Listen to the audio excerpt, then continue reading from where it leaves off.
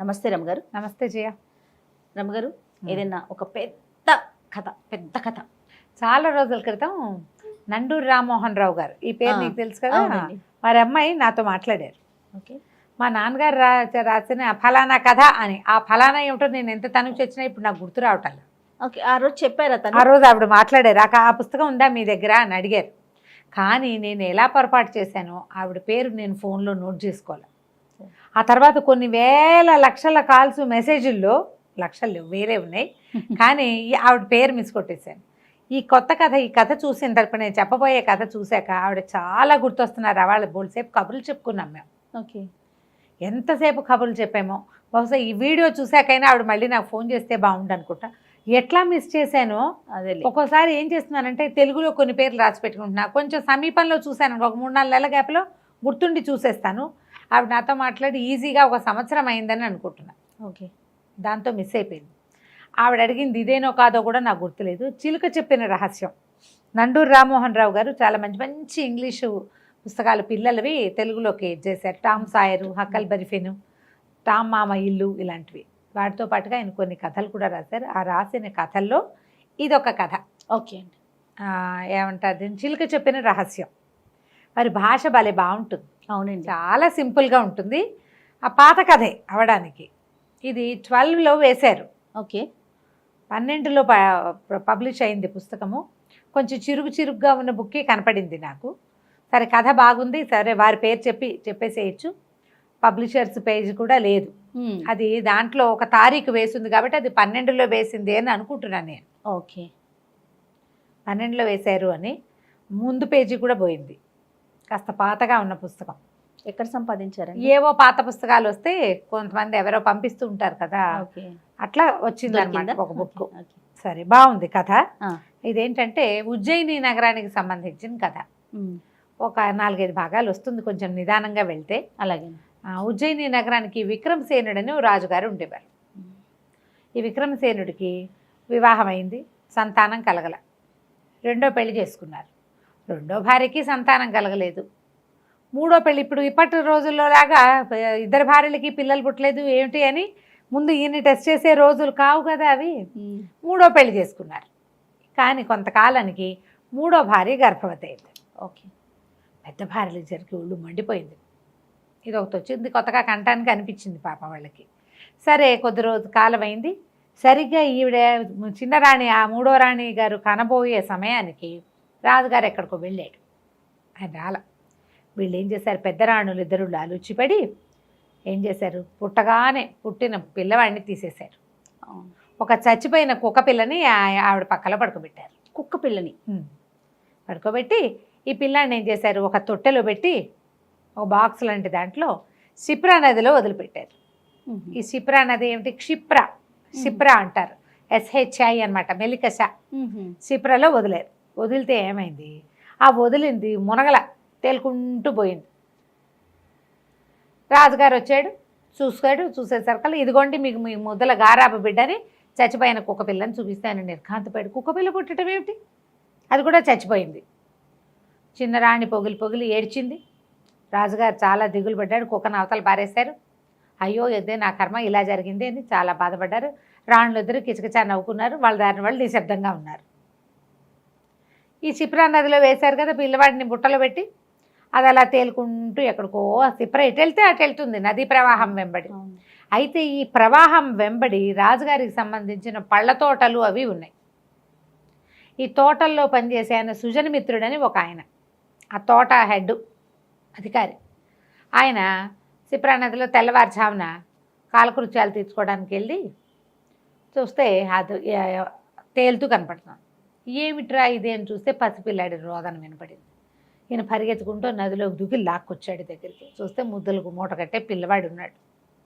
అప్పుడే పుట్టిన పసికందు. ఆయన తెల్లబోయాడు. ఆ బుట్ట యువతలకి లాగా పిల్లాడిని ఎత్తుకొచ్చాడు. వాళ్ళకి చాలా కాలంగా పిల్లలు లేరు. ఈ చంటి బిడ్డను చూసేసరికల్లా కేరింతలు కొట్టేసింది భార్య ఆనందంతో. దేవుడే ఇచ్చాడు మనకి, నా పూజలు ఫలించి ఇచ్చాడని ఆవిడ కాదు, నా ప్రార్థనలు మన్నించి ఇచ్చాడని ఆయన. చివరికి మొత్తానికి దేవుడు ఒక పిల్లాడిని ఇచ్చాడు. ఈ ఇచ్చిన పిల్లవాడిని దేవదత్తుడు అని పేరు పెట్టి ఆ పురిటి కందుని పెంచుకోవటం మొదలుపెట్టారు. 2-3 సంవత్సరాలు భారంగా గడిచాయి రాజుగారికి. వీళ్ళు ఉత్సాహంగానే ఉన్నారు, పిల్లాడు దొరికాడు కదా. అక్కడ రాజుగారి ఇంట్లో భారంగా గడిచింది. మళ్ళీ 3వ రాణి గారు గర్భవతి అయింది. రాణుల కొళ్ళు మండింది, మళ్ళీ మొదలైపోయింది ఈవిడ. దీని సంగతి చూడాలనుకున్నారు.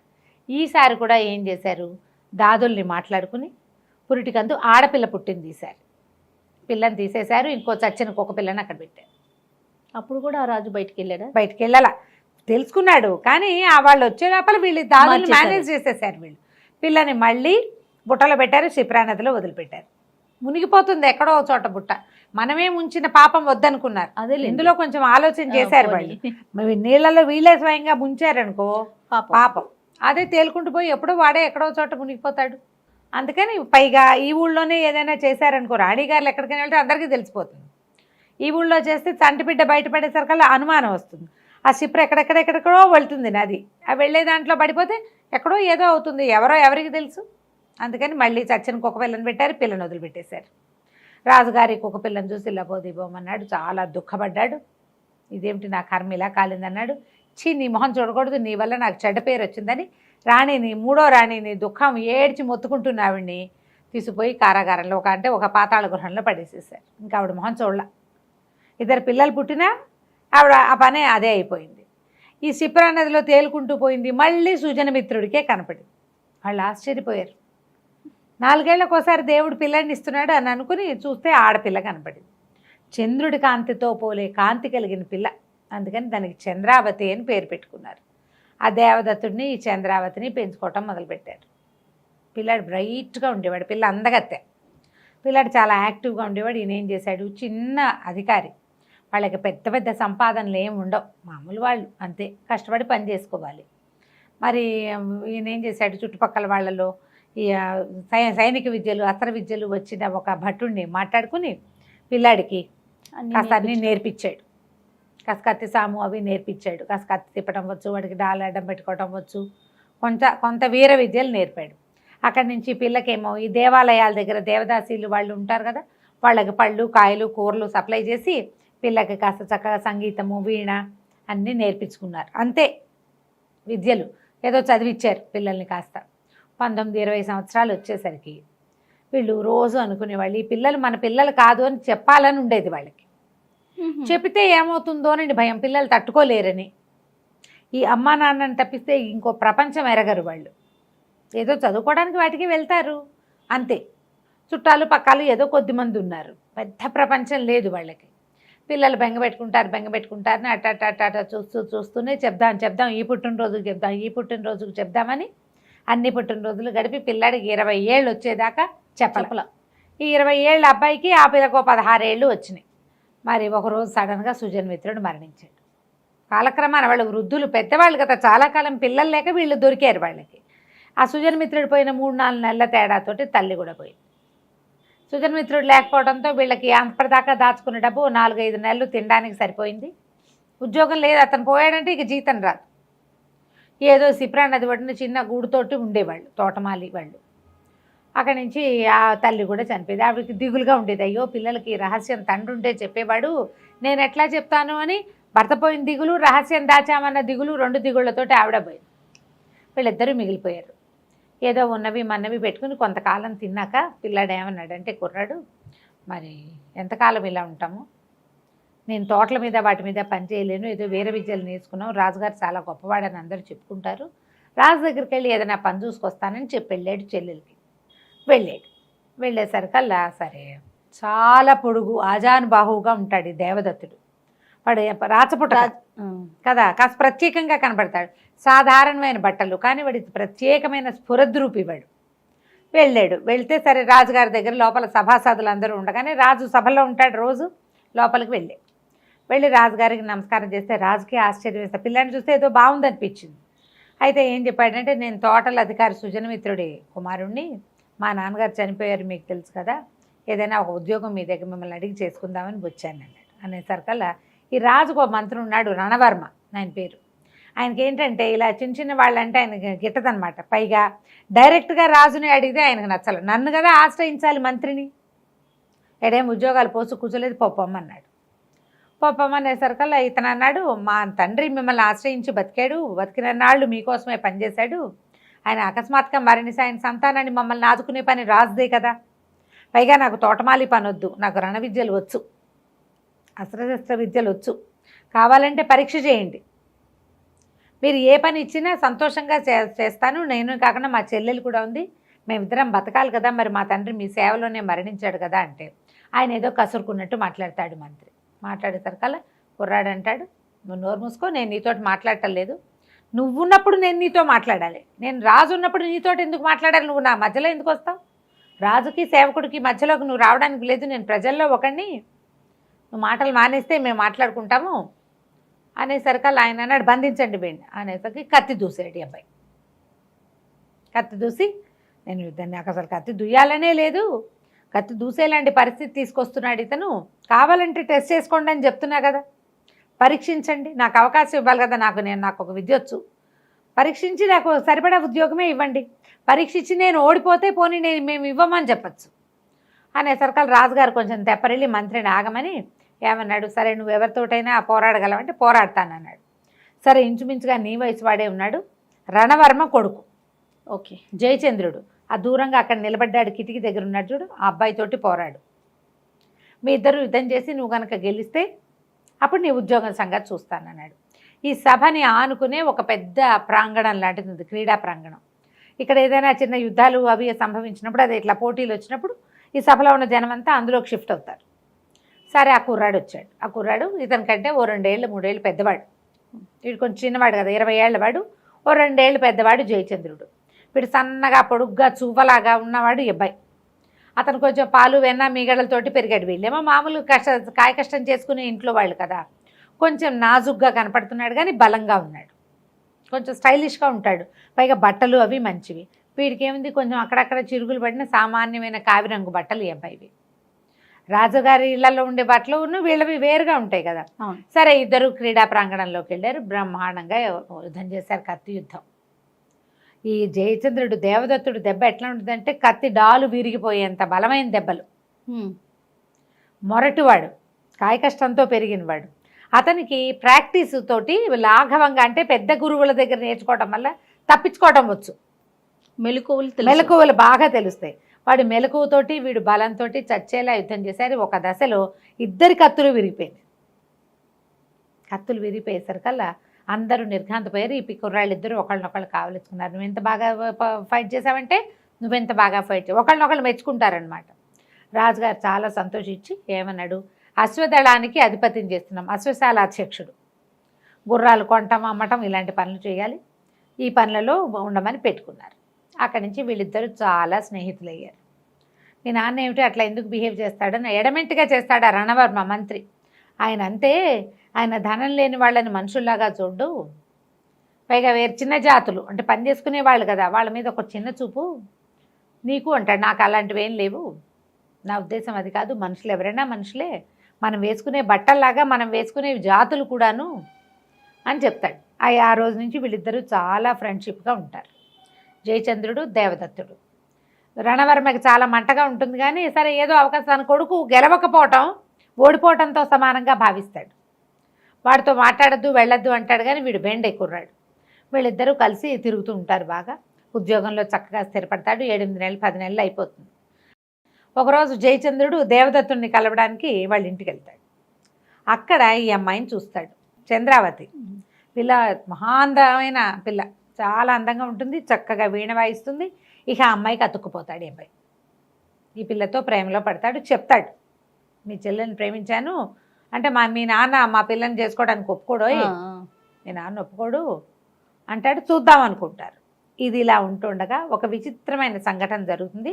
దేవదత్తుడిని అశ్వశాలాధిపతిగా చేశారు. అశ్వశాల అనకూడదు, అశ్వదళాధిపతిగా చేశారు.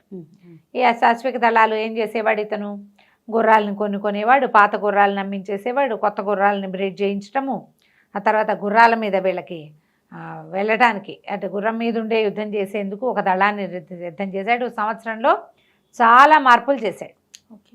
ఏడాది గడిచింది. ఈ ఏడాదిలో జయచంద్రుడు చంద్రావతితో ప్రేమలో పడ్డాడు. వస్తూ పోతూ ఉండేవాడు వీళ్ళింటికి. ఆ అమ్మాయి కూడా అతనంటే ఇష్టపడడం మొదలుపెట్టింది. బాగుంది, రోజులు గడుస్తున్నాయి. అయితే ఈ అబ్బాయికి స్నేహాలు ప్రేమలు హడావిడి అబ్బాయికి లేదు, దేవదత్తుడికి లేదు. అతనికి చెల్లెల్ని చూసుకోవటం, తన ఉద్యోగం చూసుకోవటం, హుందాగా చక్కగా ఉండేవాడు. చుట్టుపక్కల అందరు ఆడపిల్లలు వాడికేసి చూసిన అబ్బాయి చూసేవాడు కాదు ఎవరికేసి, అసలు ఆ ధ్యాస లేనివాడు అనమాట. ఒకనాడు మహాకాళ దేవాలయానికి వెళ్ళాడు. మహాకాళ దేవాలయం ఉజ్జయిని మహానగరం గురించి చెప్తున్నాం. ఉజ్జయినిలో మహాకాళుడే గొప్ప అద్భుతమైన దేవాలయం కదా. దేవాలయానికి వెళ్ళాడు. స్వామి దర్శనం చేసిన తర్వాత చీకటి పడతాం. చీకటి పడే వేళకి ఏంటంటే అక్కడ ప్రమథగణాలు నాట్యం చేస్తాయని, మహాకాళుడు స్వయంగా నృత్యం చేస్తాడని, తాండవం చేస్తాడని చెప్పుకుంటారు. సాయంత్రం అయ్యేసరికల్లా చెండహారతి అని ఒక హారతి ఇస్తారు. బాగా ఇవి మోగిస్తూ, ఢక్కాలు మోగిస్తూ హారతి అది ఇస్తారు. ఈ హారతి వేళ అయిపోయింది. అదంతా చూశాడు. సరే ఆ ప్రసాదం ఏదో ఇస్తే అది చేత్తో పుచ్చుకుని అట్లా దేవాలయం వెనక వైపుకి నడిచాడు. ఊరికే చల్లని గాలి వస్తుంది. పౌర్ణమి దాటిపోయింది. పౌర్ణమి వెళ్ళిపోయి చివరి 10 రోజులు గడిచేసరికల్లా వెన్నెల తగ్గిపోతుంది. కను చీకటిగా ఉంది. సాయంకాలం 6:30 ఆ ప్రాంతానికి చీకటి పడిపోయింది. ఇతను వెళ్తుంటే దేవాలయం వెనకాల పెద్ద పురాతనమైన మర్రి చెట్టు ఒకటి ఉంది. పగలు చూస్తేనే భయం వేస్తుంది. మహాదట్టమైన చెట్టు, అది కదులుతూ ఉంటే అదేదో విరుచుకుపడేలాగా కనపడుతుంది అనమాట. ఆ చెట్టు కింద ఎవరో కూర్చున్నారు.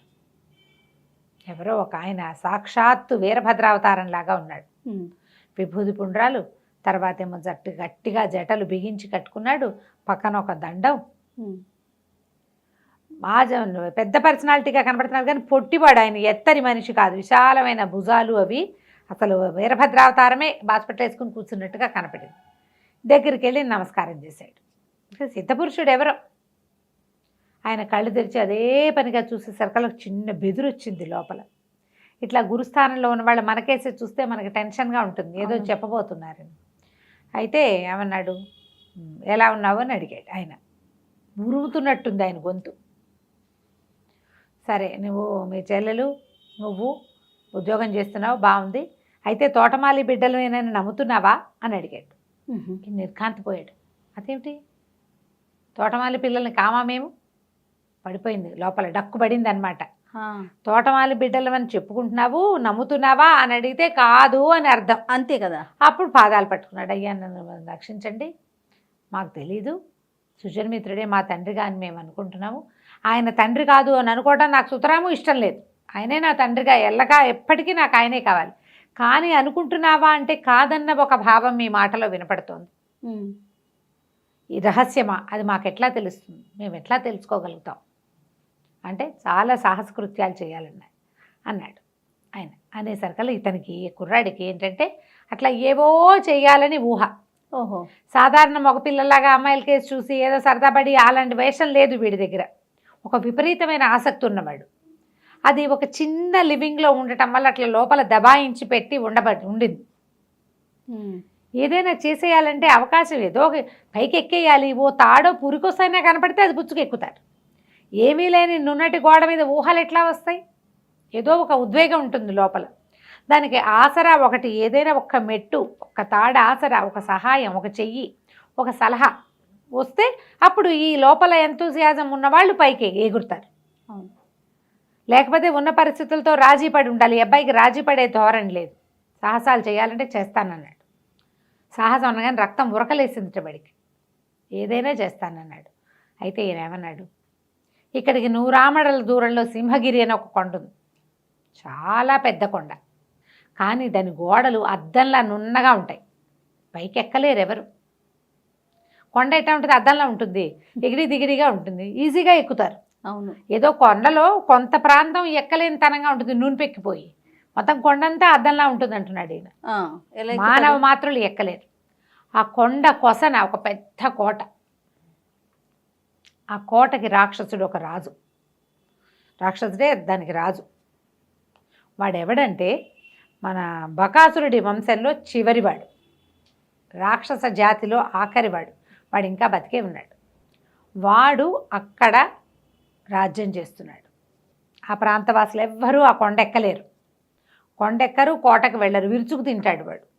అయితే వాడి దగ్గర, వాడి లోపల ఒక పెద్ద బృందావనం, అంటే ఒక మన ఏమనాలి దాన్ని, ఒక వనం, ఉద్యానవనం.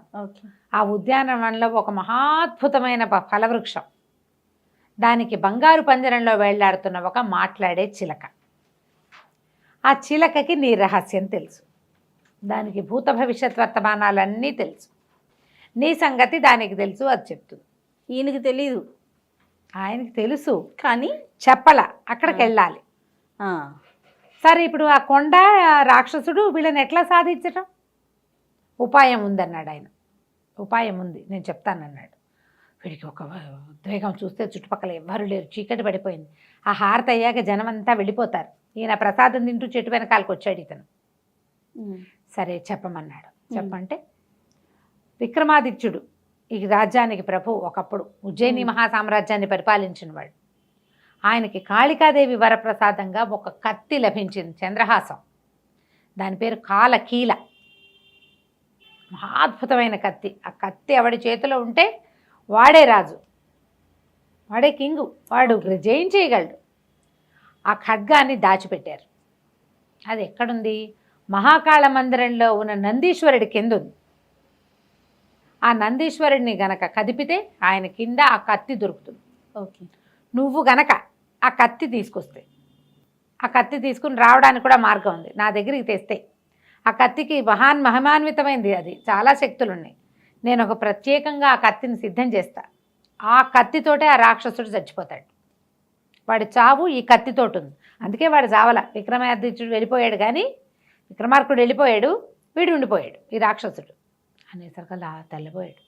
మహాకాళ మందిరంలో నంది ఎంత పెద్ద నంది, ఆయన కింద ఉంటామేమిటి? పైగా మహాకాళ మందిరం నుంచి కత్తి పుచ్చుకుని తీసుకెళ్తారంటే ఒప్పుకుంటారు, ఎట్లాగండి అన్నాడు. దానికి ఇంకో మార్గం ఉంది, అది కూడా చెప్తానన్నాడు. రాత్రి నువ్వు మహాకాళ మందిరంలోకి వెళ్ళిపో. మహాకాళవుడు చాలా పెద్ద లింగం, ఆయన వెనకాల దాక్కుంటే అందరు వెళ్ళిపోయి తాళాలు వేసేస్తారు. నువ్వు బయటకు వచ్చి నందీశ్వరుని కదుపు. ఈ నందీశ్వరుడు కదలడు, చాలా పెద్దవాడు నందీశ్వరుడు. అందుకని ఒక ప్రత్యేక భస్మం, ఇదిగో అని ఒక భస్మం ఇచ్చాడు పొట్లం. ఇదేంటంటే మా గురువుగారు కైలాసం నుంచి తెచ్చారు. శివపార్వతులు ఇద్దరు, పరమేశ్వరుడు పార్వతీదేవిని ఆలింగనం చేసుకున్నాడు ఒక దీంట్లో తాండవ సమయంలో. అప్పుడు వారి ఒంటి నుంచి రాలిపడిన బూడిద ఇది, భస్మం రాలిపడింది. మా గురువుగారు సేకరించి తెచ్చిచ్చారు. ఇది మహాద్భుతమైంది, మహామహిమాన్వితమైంది. దాని పవర్ అదే. శివపార్వతులు ఇద్దరు కౌగులించుకున్నప్పుడు రాలిపడిన బూడిద భస్మం అంటే అమ్మో, ఇంకా కైలాసం నుంచి గురువుగారు తెచ్చారు. ఇదిగో పొట్లం పెట్టుకో, ఈ భస్మాన్ని నందీశ్వరుడి మీద జల్లు. నంది తేలికైపోతాడు, తీయొచ్చు, బలంగా పోస్తే జరపచ్చు. కింద కత్తి కనపడుతుంది నీకు. బాగుంది. కత్తిని స్వాధీనపరచుకో. ఆ తర్వాత ఆ గోతులోంచి పక్కకే ఒక లోపలికి మెట్లుంటాయి, అది అలా దిగిరా. మెట్లు దిగ్గ నువ్వు మళ్ళీ మెట్లు ఎక్కుతావు. ఎక్కిరా. ఎక్కితే బాగా ముందుకు వచ్చాక ఒక నీకు ఇనప గడియ కనపడుతుంది, ఇనప తలుపు. ఆ గడి అది నీ వైపే ఉంటుంది. ఆ గడి ఉన్న ద్వారం ఎక్కడికి వెళ్తుంది అంటే శ్మశానానికి దగ్గరలో ఉన్నటువంటి పాడుపడిన కాళికాలయంలోకి తెరుచుకుంటుంది ఆ సొరంగం. పూర్వం కాళికాలయంలో నుంచి మహాకాళ మందిరానికి విక్రమార్కుడు ఇలాగే తిరిగేవాడు. ఆయనే ఏర్పాటు చేశాడు ఆ సొరంగాన్ని.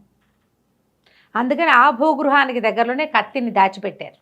ఆయన వెళ్ళిపోయాక నువ్వు వచ్చేయి మహాకాళ మందిరం నుంచి ఇక్కడికి మా భద్రకాళి దేవాలయానికి వచ్చేసి ఆ కత్తి నాకు తెచ్చిచ్చేసి ఇస్తే నేనేం చేస్తా, దానికి బోళ్ళంతా అక్కడ హోమం చేస్తూ ఉంటాను. నేను ధ్యానంలో ఉంటాను. నేను లేవకపోయినా సరే నువ్వు నేను నా కళ్ళు తెరిచేదాకా అక్కడ నుంచో, నీకు కత్తికి పవర్ఫుల్గా చేసిస్తా.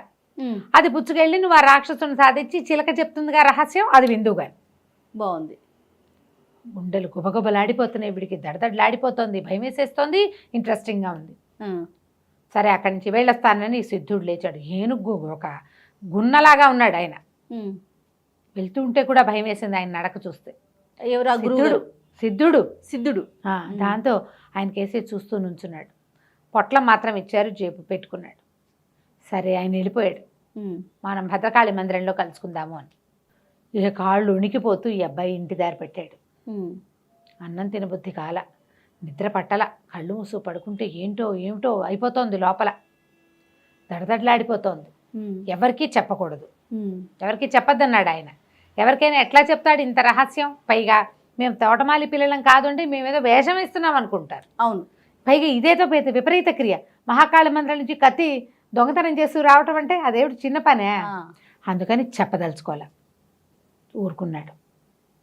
ఆలోచించాడు. సరే బాగానే ఉందనుకొని మర్నాడు అంతా అన్యమనస్కంగానే ఉన్నాడు. చెల్లెలు అడిగి ఏమిటనే అట్లా ఉన్నావు అని అడిగింది, చెప్పల. జయచంద్రుడు కనపడ్డాడు, అతను అడిగాడు, చెప్పల. అన్యమనస్కంగానే ఆలోచిస్తూనే అశ్వశాలకి అశ్వదళాన్ని పరీక్షించడానికి వెళ్ళాడు. సాయంకాలం మళ్ళీ మహాకాళ మందిరానికి వెళ్ళిపోయాడు. చేసేయాలి అది. మహాకాళ మందిరానికి వెళ్ళిపోయాడు. వెళ్ళాక ఏం చేశాడు, చీకటి పడుతుండగా దేవాలయంలోకి వెళ్ళి ప్రదక్షిణ చేయటానికి వెళ్ళి శివలింగం వెనకాల దాక్కున్నాడు.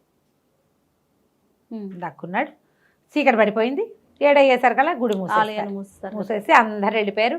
నిర్మానుష్యంగా స్వామివారి దగ్గర వెలిగించినటువంటి శివలింగం దగ్గర వెలిగిస్తారుగా దీపారాధనలు. వాకిట్లో పక్కన వీళ్ళు శివపార్షదులకి చేతుల్లో పెట్టినటువంటి కాగడాలు, ఆ వెలుగులో మహోజ్వలంగా కనపడుతోంది మహాకాళ మందిరం. పైగా మామూలుగా ఉంటే శివలింగం చూస్తే మామూలుగా ఉంటుంది, జనం ఎవరు లేకపోతే ఎట్లా ఉంటుంది? అవును, భయంగా. తను చేయబోతున్నది తప్పో ఒప్పో తెలియదు. ఏదో బృహత్తర కార్యక్రమం అక్కడెక్కడికో పోవటం వేరు. ముందు ఇక్కడి నుంచి కత్తి తీయద్దు. అక్కడి నుంచి ఏం చేశాడు, శివుడికో నమస్కారం చేసి ఈ నందీశ్వరుణ్ణి తోయబోయాడు. తోసాడు. శక్తి అంతా ఖర్చు పెట్టాక కొంచెం కదిలింది. ఓహో కదులుతోందని తన కత్తి దాని పెడిని దాని సందుకు తోసాడు. చెమటలు పోసేసినాయి. గాలి లేదు మందిరంలో. కాగడాలు బట్టి వెచ్చదనం, ఊపిరాడకుండా ఉంది లోపల. మొత్తానికి ఎట్లా గోట్లా తోసాడు బయటికి. తోసేసరికల్ అడుగుని ఇట్లా చతురస్రాకారంలో ఒక గొయ్యిలాగా కనపడుతోంది. అందులోకి దిగితే కత్తి కనిపించింది. తలుక్కుమంది ఒక్కసారి. అది వెలుతురు తగిలేసరికి కళ్ళకద్దుకున్నాడు. లేపితే బరువు మామూలు కత్తుల్లాగా లేదు, మంచి బరువు. మన ముందు తరాల్లో ఉన్న వాళ్ళు భారీ కాయలు అయి ఉంటారని చెప్పుకుంటాం మనం. విక్రమాదిత్యుడు ఎంత మనిషో ఆయన కత్తి ఎంత కత్తో. అది కాళికాదేవి వరప్రసాదం. ఆ కత్తిని తీసి గట్టెక్కాడు పైకి. నందీశ్వరుడు పక్కన నిలబడి కత్తిని బాగా అటు ఇటు కదిపి మెల్లిగా అలవాటైంది. ఆ కత్తిని హ్యాండిల్ చేయగలగాలి కదా, హ్యాండిల్ చేశాడు. సరే కుదిరింది. కళ్ళకద్దుకున్నాడు. అదేమి ఇంతకాలం అయింది, ఆయన ఎప్పుడో పరమపదించాడు. తుప్పు గిప్పు పట్టల, బ్రహ్మాండమైన బొర, నవరత్నాలు పొదుగున్నాయి దాని మీద. ఆ కత్తి కూడా ఎలా ఉందంటే అది లోహపు ముక్కతో చేసినట్టుగా ఉంది, పంచలోహాల్లాగా కనపడుతుంది. ఉల్కాశకలం అయి ఉంటుందంటారు ఆయనకి ఇచ్చింది. దాని రంగు దాని ఆ తూకము వేరేగా ఉందన్నమాట. సరే కత్తి పెట్టుకున్నాడు. మహాకాళుడికి ఇంకో నమస్కారం చేసి ఆ గోతిలోకి దిగి కింద నుంచి నందీశ్వరుడిని లాగేశాడు. నందీశ్వరుడు యథాప్రకారం కూర్చున్నాక చూస్తే కాలికి కిందగా ఒక పక్కగా ఇతను దిగిన గోతికి ఒక పక్క మెట్లు కనపడ్డాయి. మెట్లు దిగడం మొదలుపెట్టాడు. ఇక దిగాడు. దిగుతూనే ఉన్నాడు. తడొచ్చేసింది. ఏం చేస్తున్నాను నేను అనిపించింది. పొరపాటు చేశానేమో అనిపించింది. కాళ్ళు ఉడికిపోతున్నాయి, ఊపిరి అందటల్లా. ఓ చోట కూర్చున్నాడు. కూర్చోగానే చటుక్కమని స్ట్రైక్ అయింది ఒక విషయం. దేవదత్తుడు కాలకీలని చేజిక్కించుకున్నాడు. నందీశ్వరుని జరిపాడు, కాలకీలను తీసుకున్నాడు, దిగాడు. మెట్లు నడుస్తూ ఉంటే ఎప్పటికీ తరగని మెట్లలో అతనికి భయం వేసింది. సడన్గా ఒక విషయం స్ట్రైక్ అయింది. ఏం స్ట్రైక్ అయిందంటే, మొదట సిద్ధుడు ఏం చెప్పాడు ముందు భాగంలో విన్నాం మనం. అవును, అతను ఒక భస్మం ఇచ్చి శివపార్వతులు ఇద్దరు ఆలింగనం చేసుకున్నప్పుడు రాలిపడిన భస్మం మా గురువుగారు తెచ్చారు, ఆ భస్మం చల్లితేనే నందీశ్వరుడు కదులుతాడు అని చెప్పాడు. అవును, కానీ ఇక్కడ భస్మం చల్లలా, ఇతను మర్చిపోయాడు ఆదుర్దాలు. ఇది ప్రాణాంతకమైన పని, భగవత్ సంబంధమైన వ్యవహారం. అవును, శివాలయంలో దాక్కోవటం రాజద్రోహం, దైవద్రోహం కూడాను. తప్పు కదా ఇదంతా, దొంగతనంగా గుళ్ళో ఉండటం. ఆ హైరాణలో ఇతను ఆ భస్మం చల్లటం మర్చిపోయాడు. ఆ భస్మపు పొట్లం దట్టిలో భద్రంగా ఉంది. చూస్తే లింగం కదిలింది. ఎలా కదిలింది? నంది కదిలింది. నంది ఎలా కదిలేడు అంటే ఎవడు కదిపినా కదులుతుందన్నమాట. అర్థమైపోయింది. వీడెవడో నాకు అబద్ధం చెప్పాడు, నన్ను ఇందులో ఇరికించటం కోసం దైవము, శివాలయము, శివుడు హిమాలయాలకు వెళ్ళటాలు లేదా కైలాసానికి వెళ్ళటం మా గురువుగారు, నేను సిద్ధుండి నీ జీవిత రహస్యాన్ని దొంగ నాటకం ఆడాడు అని అనిపించేసింది. తప్పు చేశాను, దైవాపరాధం చేశాను, నందీశ్వరుడి మీద నమస్కారం చేయాలి కానీ ఆయన కదిపి చేయకూడదు. ఏం చేయాలో తెలియలే. కానీ కాలకీల మాత్రం చేతిలో ఉంది. ఇదేం కల కాదు, ఇది కాదు, ఖచ్చితంగా మనం చేసాం. సరే ఇంకా గుండె దిటపు చేసుకున్నాడు. సిద్ధుడి సంగతి చూడాలనుకున్నాడు. ఇక నడవటం మొదలుపెట్టాడు. అట్లాగే కాళ్ళు ఉనికిపోతూ, గుండెలు దడదడలాడుతూ, భయంగా, పాపభీతితోటి, దైవాపరాధం చేశామేమోనన్న బెంగతోటి నడవగా నడవగా నడవగా నడవగా నడవగా చివరికి అతనికి గోడ చీకటిగా ఉంది, ఒక గోడ మొహానికి తగిలింది. అతనికి ఉలిక్కి పెట్టాడు. మనమైనా సడన్గా మొహానికి అడ్డం వస్తే ఏం చేస్తాం? మెట్లు దిగుతుంటే సడన్గా ఏదైనా అడ్డం వస్తుందని ఊహించాం కదా. ఆ మెట్ల చివర ఒక ఇనప తలుపు, అది తడిమి చూశాడు. అది పెద్ద తలుపులాగా ఉంది. గడియ లోపల భాగంలోనే పెట్టుంది. లోపల అంటే ఈ వైపు గడి వేశారు. సరే ఆ గడియని జరిపితే అది ఎట్లా ఓపెన్ అవుతోంది? ఇట్లా పైకి తెరుచుకుంటోంది తలుపు. బాగా ప్రయత్నం చేసి అతి కష్టం మీద ఏనాటిదో ఆ తలుపు దాన్ని కదిపితే అది ఇట్లా భూమి మీద నుంచి, అంటే ఒక ఫ్లోర్ మీద నుంచి ఇట్లా పైకి వెళ్ళినట్టుంది. ఆ పైకి ఎక్కడానికి ప్రయత్నం చేశాడు. అది ఒక పెద్ద పురాతనమైన దేవాలయం. పాడుగొట్లాడుతూ కనపడుతోంది. కొంత వెలుగుంది. ఈ తలుపు ఎప్పుడైతే తీసాడో వెలుతురు కనపడుతోంది అతనికి. ఓకే. అంతా ఒక రకంగా ఈ మెట్లంతా కూడా గబ్బిలాల వాసన అది ఉన్నాయి. మధ్యలో మానవ కపాలాలు కూడా తగిలినాయి ఇతనికి చేతులకి. నేను కూడా అలాగే అయిపోతానా, నాలాగే ట్రై చేసిన వాడు ఎవడైనా ఇలా అయిపోయాడా? భయం వేస్తుంది. అనుమానాలు కదా, అనుమానాలు. అక్కడి నుంచి చూస్తే వెలుగు వచ్చాక అతనికి చుట్టూతో అంతా పరిశీలిస్తే ఏదో ఒక సమున్నతమైన విగ్రహం దాని వెనకాల తను ఉన్నట్టుగా తెలుస్తుంది. మంత్రాలు లాంటివి ఏవో సన్నగా ధ్వనులు వినపడుతున్నాయి. కాగడాలు ఉన్నాయి. కొంచెం ధూపపు వాసన వస్తోంది. దీపారాధన, ధూపము, తర్వాత ఏమో కాగడాల వాసన అది తెలిసింది. మెల్లిగా పైకి ఎక్కి వెళ్ళేసరికల్లా ఒక జేజి విగ్రహం అమ్మవారిది, చాలా పెద్దది. దాన్ని చుట్టుకుని, ఆ విగ్రహాన్ని చుట్టుకుని ముందుకెళ్ళాడు. ముందుకెళ్తే ఒక పాడుగొట్లాడుతోంది. అమిత పాతది పెద్ద మహాకాళి విగ్రహం, నాలిక చాచి భీకరాకారంలో ఉన్నటువంటి చండిక విగ్రహం అది. చుట్టూతా ఉన్న వాతావరణం అంతా కూడా పాతగా, అశుభ్రంగా, రోజువారీ పూజా విధానాలు జరుగుతున్నట్టుగా లేదు. కానీ ఆ చండికా విగ్రహానికి ముందు చక్కగా ముగ్గు గీకు వేసి ఒక హోమకొండాలు లాంటిది పెట్టింది. మన సిద్ధుడు పొట్టిగా గున్న ఏనుగులాగా ఉన్నాయన కూర్చుని జపం చేసుకుంటున్నాడు, ఏదో చేస్తున్నాడు. అతని నోట్లోంచే సన్నటి మంత్రాలు వినపడుతున్నాయి. వినపడేసరికల్లా అతను దగ్గరికి వెళ్ళాడు. వెళ్ళి సిద్ధుడిని పలకరించి ఇది తెచ్చావా కాలకీలా, ఏది అన్నాడు. ఆనంగానే, నాయన వచ్చావా, క్షేమంగా రాగలిగేవా, భయమే లేదు కదా, నందీశ్వరుని మళ్ళీ జరిపావా లాంటి ఏ వాక్యాలు లేవు అక్కడ. వాడు కాలకీల కోసమే చూస్తున్నాడు.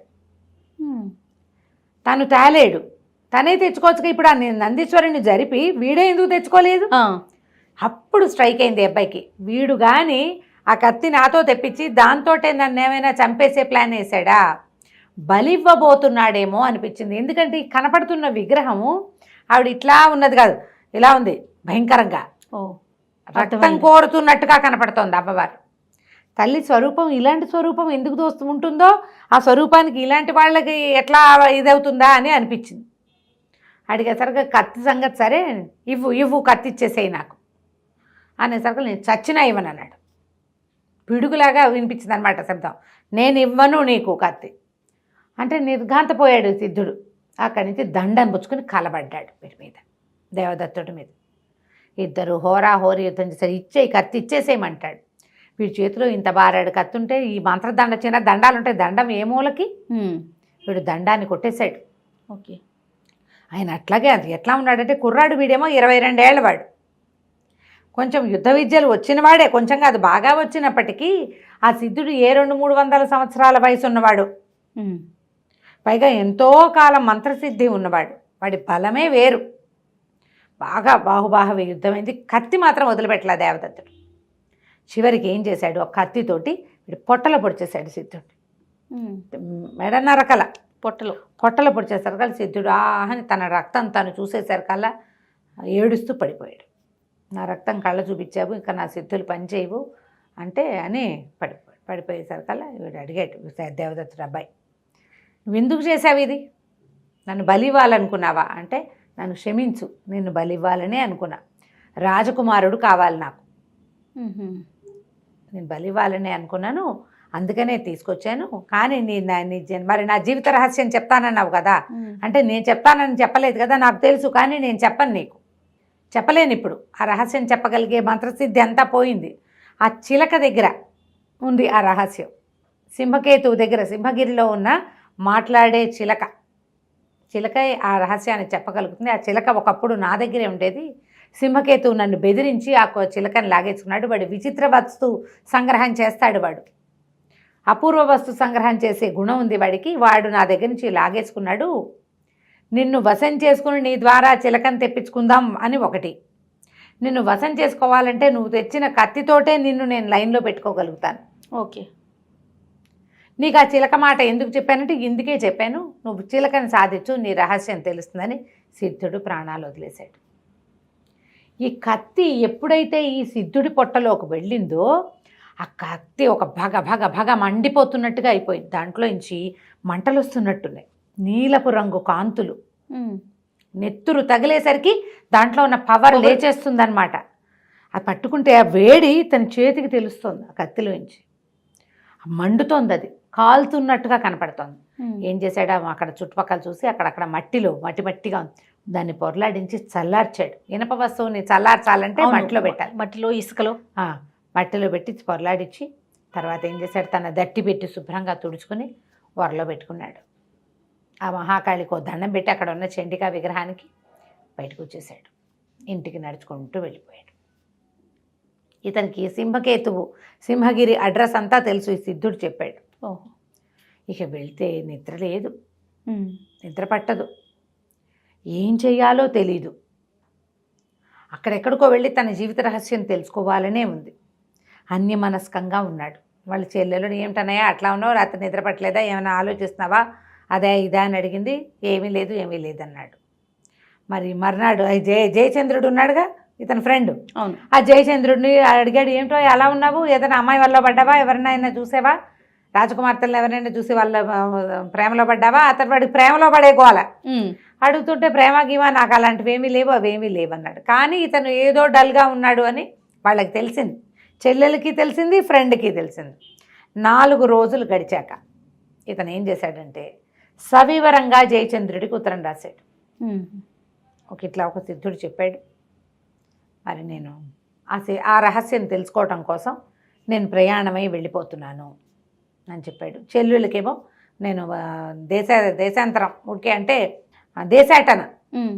దేశాటనకు వెళ్తున్నాను, ప్రపంచాన్ని తెలుసుకోవడానికి వెళ్తున్నాను, జయచంద్రుడు నీకు సహాయంగా ఉంటాడు, 10 రోజుల్లో తిరిగి వస్తానని చెల్లెలకు రాశాడు. మా చెల్లెల్ని జాగ్రత్తగా చూసుకోమని ఇతనికి ఉత్తరం రాసేసి 2 ఉత్తరాలు ఇద్దరికి చెరో పక్కన అందేలాగా ఏర్పరిచి వెళ్ళిపోయాడు. దేశాటన అతను ఏమనుకున్నాడంటే మనకేమో ప్రపంచం చూసి తెలుసుకోవాలని ఉంది, అవును, ఈ చిలకేదో రహస్యం చెప్తుంది, ఇది చెప్పాడు సిద్ధుడు. 2 తెలిస్తే మన జన్మ రహస్యము తెలుస్తుంది అని చెప్పేసి చక్కటి పంచకళ్యాణి గుర్రం ఉంది, అతను అశ్వశాలకి దానికి అధిపతిగా ఉన్నాడు కదా, అవును, ఆ మంచి గుర్రాన్ని తీసుకుని వెళ్ళిపోయాడు. ఊరంతా హోరెత్తిపోయింది. కుర్రాడు మాయమయ్యాడు. రాజు కూడా ఉత్తరం రాశాడు, నేను దేశాటనకు వెళ్తున్నాను, నాకు చెల్లెల్ని కొంచెం జాగ్రత్తగా చూసుకోండి, దేశాటన పూర్తయ్యాక మళ్ళీ వచ్చి మీ కొలువులో చేస్తాను. రాజుకి ఈ రోజు అబ్బాయిని చూస్తున్నాడు, ఆయన కొడుకే పాపం సంతోషంగా ఉండేది. ఇంత చేదోడు వాదోడుగా ఉన్న కుర్రాడు అతను వచ్చాక అశ్వదళం ఎంత ఇంప్రూవ్ అయింది అవన్నీ తలుచుకుని రాజు కొంచెం బాధపడ్డాడు. జయచంద్రుడు దిగులు పడ్డాడు.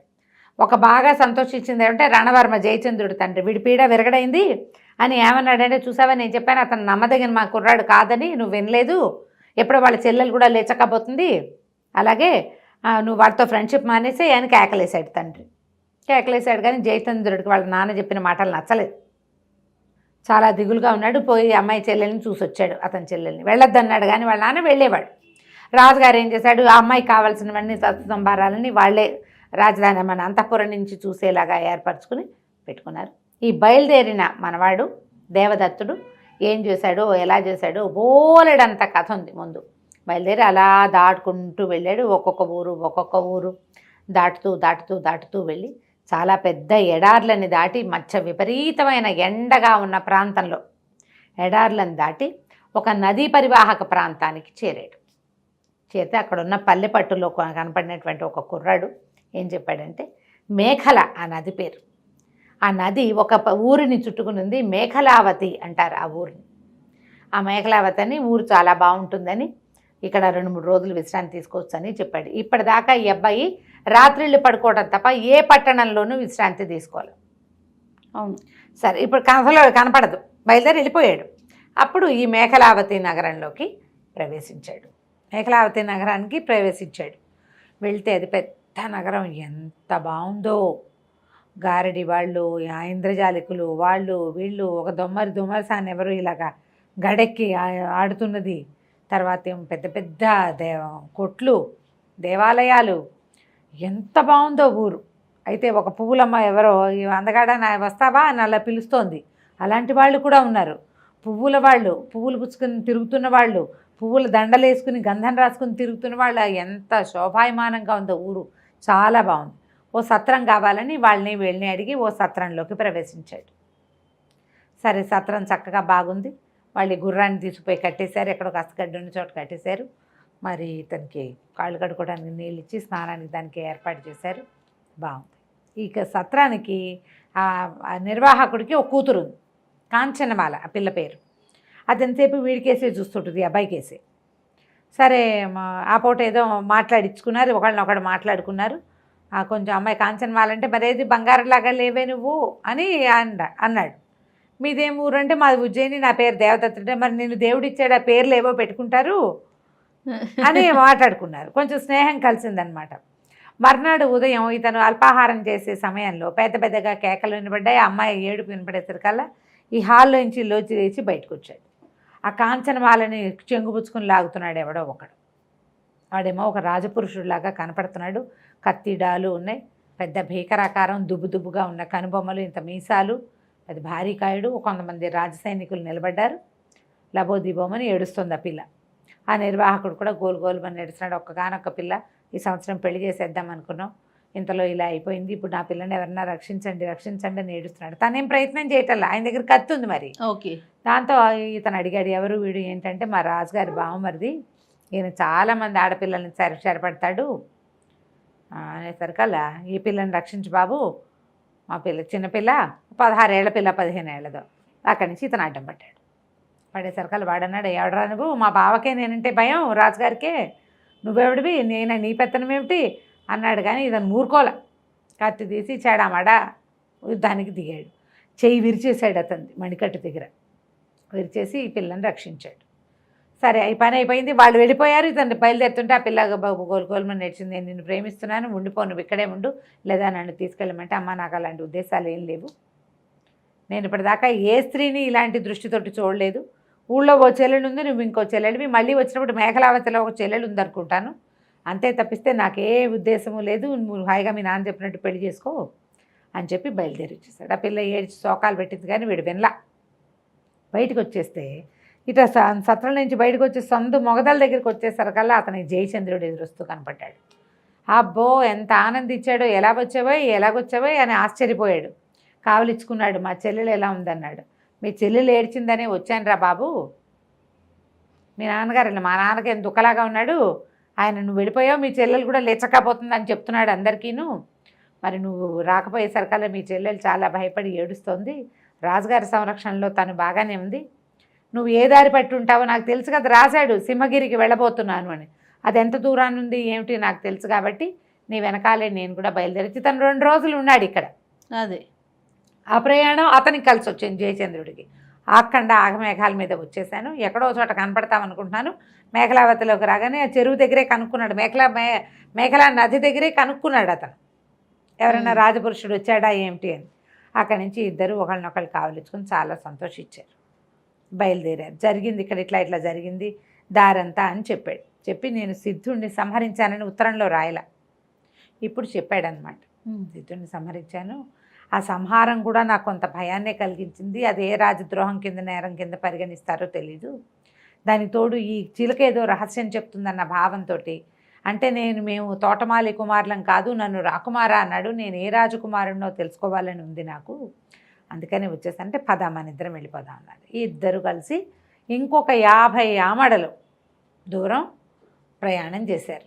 మధ్యలో ఎన్నో ఊళ్ళు, జానపదాలు, పట్టణాలు, నగరాలు దాటి మొత్తానికి ఆ సింహగిరి దగ్గరికి చేరుకున్నారు. అది దూరం నుంచి ఎలా కనపడుతుందంటే ఒక పెద్ద శివలింగంలాగా కనిపిస్తుంది. బృహదాకారంలో ఉన్న శివలింగంలాగా. ఆ కొండ పెద్ద కొండకి అటు ఇటు 3 క్రోసుల దూరం పాటు అన్ని తోటలు అడవులుగా ఉన్నాయి. అక్కడి నుంచి ఆ కొండకి కింద భాగంలో ఒక పల్లెటూరు లాంటి జనపదం కనపడుతుంది. వీళ్ళు వెళ్తే తోటలు, పళ్ళ తోటలన్నీ. అక్కడి నుంచి పొలం పని చేసేవాళ్ళు ఎంతమంది ఉన్నారో మనుషులు. తేనె పట్టల్లే ఉంది ఆ ప్రాంతం అంతా. అందరూ తలా ఒక పని చేస్తున్నారు. బత్తాయి తోటలు, నారింజ తోటలు, తర్వాత ద్రాక్ష తోటలు. ఎంత ద్రాక్ష ఉందో అక్కడ. అందరూ పనిచేసేవాళ్ళే. సరే అక్కడి నుంచి వీళ్ళు వెళ్ళి ఆ వాళ్ళల్లో ఒక ముసలాయన్ని పట్టుకున్నారు.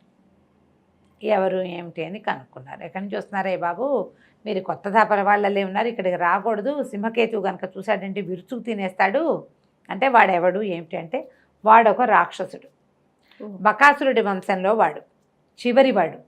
వాడికి ఎవ్వరూ లేరు. వాడికి విచిత్ర వస్తువు ఇది ఇష్టం, సంచయం ఇష్టం. ఎక్కడెక్కడైనా కొత్త కొత్తవి విచిత్రమైనవి వింతవి కొనుక్కొస్తాడు, పట్టుకొస్తాడు, ఎత్తుకొచ్చేస్తాడు కూడా.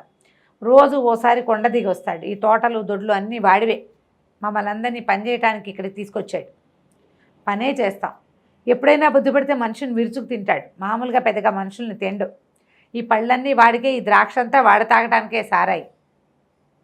ద్రాక్షరసం చేసుకుంటాడు, చేయిస్తాడు. అవన్నీ చేయడానికి మనుషుల్ని ఎన్ని చోట్ల నుంచో తెచ్చాడు. అక్కడి నుంచి విచిత్రమైన నగరం ఒకటి నిర్మించుకున్నాడు సింహగిరి కొండ మీద. దాంట్లో పనిచేయడానికి శిల్పుల్ని వాళ్ళని ఎక్కడెక్కడి నుంచో పట్టుకొచ్చాడు, వడ్రంగుల్ని. మేమంతా చచ్చినట్టు ప్రాణాలు అరచేతిలో పెట్టుకుని బతుకుతాం, ఇక్కడ పనిచేస్తాం. రాక్షసుడు తినగా మిగిలిందే మాకు తిండి, వాడు తాగ్గా మిగిలినవే మాకు తాగుడు. పని చేయవలసిందే. మా ఊళ్ళలో నుంచే బలశాలందరినీ పట్టుకెళ్ళి అక్కడ పని చేయించుకుంటాడు. అందరినీ అదుపులో పెడతాడు. వాళ్ళకి బాగా తిండి తిప్పలు ఇస్తాడు. దాంతో వాళ్ళే రాజాధిరాజులు అనుకుని మమ్మల్ని మనుషులుగా కూడా పరిగణించరు అనేసరికి మేము వాడిని చూడాలనుకుంటున్నామన్నారు. ఆయన మళ్ళీ ఆశ్చర్యపోయారు. వద్దు వద్దు, అసలు చంపేస్తాడు, కొత్త వాళ్ళని రానివ్వడు, వాడే సెలెక్ట్ చేసి తెచ్చుకుంటాడు. పైగా వాడికి తన వంశంలో ఆఖరి వాడిని అయిపోతున్నానన్న భావన. అందుకని ఇటీవల కాలంలో గొప్ప పని చేశాడు. 4 ఏళ్ల క్రితం కాశ్మీర రాజకన్యకని తీసుకొచ్చాడు పెళ్లి చేసుకుని సంతానాన్ని పొందటానికి. ఆ పిల్లేమో ఒప్పుకోదు. దాంతో 4 ఏళ్ల నుంచి ఆ అమ్మాయిని ఒప్పించడం కోసం ఆలోచిస్తున్నాడు. అనగానే వీళ్ళిద్దరూ ఆలోచించేసుకున్నారు. ఓ పని చేయొచ్చని మేము మనస్తత్వ శాస్త్రజ్ఞులం అని చెప్పారు. ఇప్పుడు నీకు ఇంకోళ్ళకి మనసు లేదనుకో, మీ ఇద్దరికి భావాలు కలుపుతాం మేము ఇలాంటివి చెప్పారు. చెప్పేసరికి వాళ్ళు అన్నారు, నువ్వు అసలు సింహగిరిలోకి తను రానివ్వడు మిమ్మల్ని అని వీళ్ళు గట్టిగా చెప్పినా వినలేదు. సరే మా దారి మేము చూసుకుంటాం. ఆ సింహగిరి ఏమిటి, అది ఎట్లా నున్నగా అద్దంలా ఉంటాయి గోడలు. ఆ కొండ ఎక్కలేరు ఎవరు. దానికి ఒకే ఒక్క మార్గం ఉంది, మెట్ల మార్గం. ఆ మెట్ల మార్గానికి అతను కట్టుకున్నవి ఆ మెట్లు. దానికి అద్దంలా చేయించాడు. బల్లి కూడా ఆ కొండ మీదకి పాకలేదు. అంతా అద్దం వల్లే ఉంటుంది. ఎవడైనా దాని మీదకి ఎక్కబోయినా తెలిసిపోతుంది వాళ్ళకి. ఆ మెట్ల మార్గానికి ఎంత కాపలా ఉందో. దానికి ఒక గుహా మార్గం లాగా ఉంటుంది. దాంట్లో అతను ఒప్పుకున్న వాళ్ళే వెళ్ళాలి కానీ కొత్త వాళ్ళు వెళ్ళడానికి వీల్లేదు. లోపల అన్నీ విచిత్రమైన వస్తువులు ఉంటాయి అనేసరికి సరే రేపు ఉదయం ప్రయత్నం చేస్తాం, వాడిని ఒప్పించే లోపలికి వెళ్ళేందుకు చూద్దామనుకున్నారు. అసలు విషయం తెలిసింది కదా, ఇతను కాశ్మీర్ రాజకన్యకని తెచ్చుకున్నాడు. అక్కడి నుంచి ఈ ముసలి తాతని మమ్మల్ని మీ ఇంట్లో ఉంచుకో, ఈ ఒక్క రాత్రి మాకు ఆతిథ్యం ఇవ్వు, చాలా దూరం నుంచి ప్రయాణం చేసి వస్తాం అంటే భయపడ్డాడు. కానీ ముసలాయన్ని ఒప్పించారు. ఓ రూపాయి బిళ్ళిచ్చి, బంగారు కాయనం ఇచ్చి, నాణ్యం వాళ్ళ దగ్గర కాయిన్స్ తెచ్చుకున్నారుగా. అక్కడి నుంచి ఆ లోపల ఊళ్ళోకి వెళ్తే ఆ ముసలావిడ ఒప్పుకోలే. బాబోయ్ వీళ్ళని ఉంచుకున్నామని తెలిస్తే మన్నే చంపేస్తాడయ్యా, ఆశపడద్దని గట్టిగా అన్నది. కానీ సరే మెల్లిగా ఈ కుర్రాళ్ళు వీళ్ళ రాజపురుషుల్లాగా కనపడుతున్న వీళ్ళ సౌందర్యము, ఇద్దరు అందమైన వాళ్ళు, కుర్రాళ్ళు, చిన్నతనం బాగా. సరే ఏదో ఆ ముచ్చటకి అట్ట పెట్టుకున్నారు. మా ఇంట్లో ఉన్నామని మాత్రం చెప్పొద్దన్నారు. చెప్పొద్దని చక్కగా రాత్రి తినబెట్టారు, భోజనం, పడుకున్నారు. తెల్లవారు లేచి స్నానం పానం చేసుకున్నాక చేరుకో గుర్రమో తమ గుర్రాలని నడిపించుకుంటూ వెళ్ళి ఏ కొండ మెట్ల మార్గం దగ్గర అయితే వెళ్ళొచ్చని వీళ్ళు చెప్పారో ఈ తోటలు దొడ్లు అన్నీ దాటుకుని అక్కడికి వెళ్ళారు. వెళ్ళేసరికి అక్కడ పెద్ద ఇంత బాణ పట్టుండి పెద్ద వికృతాకారం ఉన్న ఒక కాపలదారుడు ఉన్నాడు. వాడు అక్కడ అధ్యక్షుడు. వాడి దగ్గర ఒక 12 మంది సైనికులు ఉన్నారు. ఎవర్రా మీరు పొండి పొండి అన్నాడు. కాదు, మేము సింహకేతువుని చూడడానికి వచ్చాం, మేము మనస్తత్వ శాస్త్రజ్ఞులు. అంటే అలాంటిది ఒకటి ఉందా అన్నాడు. ఉంది, అలాంటిది మీరు రాజుగారు అంటే సింహకేతువు ఒక రాజకన్యకని తెచ్చాడని, ఆమె అతనితో వివాహానికి ఒప్పుకోవట్లేదని తెలిసే వచ్చాం. ఆ అమ్మాయికి ఇతని మీద మనసు వచ్చేలాగా చేస్తాం మేము. అలా చేయగలరా అన్నాడు. చేయగలమన్నారు వీళ్ళు. చేయగలము, అదొక తత్వం. అంటే వీళ్ళు ఏమన్నా నాకు కూడా రామ్మొలక్కాయ లాంటి పిల్ల మీద మనసు అయింది, అది ఒప్పుకోవట్లేదు, దాన్ని కుదురుస్తామంటే నీకేం బ్రహ్మాండంగా ఉన్నావు, నిన్నెందుకు ఒప్పుకోవద్దు, బ్రహ్మాండంగా ఒప్పిస్తాం, ముందు రాజుగారి పని చూడండి, తర్వాత నీ పని చూస్తాం అనేసరికి వాడికి ఉత్సాహం వచ్చింది. ఉండండి మీరు ఇక్కడే ఉండండి, నేను పైకి వెళ్ళి చెప్పొస్తానండి. మెల్లిగా వాడి బాణబజ్జ మోసుకుంటూ మెట్లన్నీ ఎక్కి పైకి వెళ్ళాడు. వెళ్ళాక కిందకు వచ్చాడు మళ్ళీ. సరే రమ్మన్నారు, చూస్తామన్నారు. చూస్తామంటే ఎన్ని మెట్లో అవి, మెట్టు మెట్టు మెట్టు ఎక్కి ఎక్కి చచ్చి దుంప దిగిపోయింది వీళ్ళకి. అంత పెద్ద కొండ, ఆ కొండకి మెట్లు ఎక్కాలంటే ఎన్ని మెట్లు ఎక్కాలి? ఇలా మలుపులు ఈజీగా టకటకాల ఎక్కెళ్ళిపోవటం కాదు, పైది కిందకి ఏం కనపడదు, మలుపు తిరిగితే కానీ తర్వాత మెట్లు కనపడదు. అట్లా ప్లాన్డ్గా చేయించాడు. శత్రువులు చొరబడ్డానికి వీలు లేకుండా, తనని సంహరించడానికి ఎవ్వరూ రావడానికి వీలు లేకుండా.